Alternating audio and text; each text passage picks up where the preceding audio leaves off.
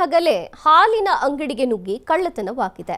ಮಾಲೀಕನ ಮನೆಗೆ ಹೋಗ್ತಿದ್ದಂತೆ ಕದೀಮರು ಎಂಟ್ರಿ ಕೊಟ್ಟಿದ್ದಾರೆ. ಆನೇಕಲ್ನ SRY ಬಡಾವಣೆಯಲ್ಲಿ ಘಟನೆ ಆಗಿರುವಂಥದ್ದು. ಅಂಗಡಿಯ ಬಾಗಿಲು ಹಾಕದೆ ತೆರಳಿದಂತಹ ಮಾಲೀಕ ಶಾಪ್ನಲ್ಲಿದ್ದ 25,000ಕ್ಕೂ ಹೆಚ್ಚು ಹಣ ಗುಳುಮನ್ಸಿದ್ದಾರೆ ಖದೀಮರು.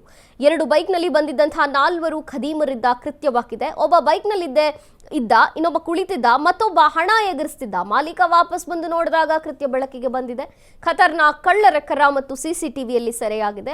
ಅಂಗಡಿ ಮಾಲೀಕರೇ ಎಚ್ಚರ ಅಂತ ಹೇಳಿದ್ರು ಕೂಡ ಬಾಗಿಲು ಮುಚ್ಚದೆ ಮನೆಗೆ ಹೋದರೆ ಏನ್ ಮಾಡಕ್ಕಾಗತ್ತೆ, ಕನ್ನ ಹಾಕ್ತಾರೆ ಇಂಥ ಜನ. ಹಾಡಹಗಲೇ ಹಾಲಿನ ಅಂಗಡಿಗೆ ನುಗ್ಗಿದಂತಹ ಕಳ್ಳರು. ಮಧ್ಯಾಹ್ನ ಟೈಮು ನಮ್ಮ ಹುಡುಗ ಒಬ್ಬನೇ ಇದ್ದ. ಅವನ್ನ ಏನೋ ಒಂದು ಐಟಮ್ ಥರ ಕೇಳ್ಬಿಟ್ಟು ಅವನು ಒಳಗಡೆ ಹೋದ್ಮೇಲೆ 2 ಮೂಟೆ ಅಕ್ಕಿ ಎತ್ಕೊಂಡು ಹೋಗ್ಬಿಟ್ಟಿದ್ದಾರೆ.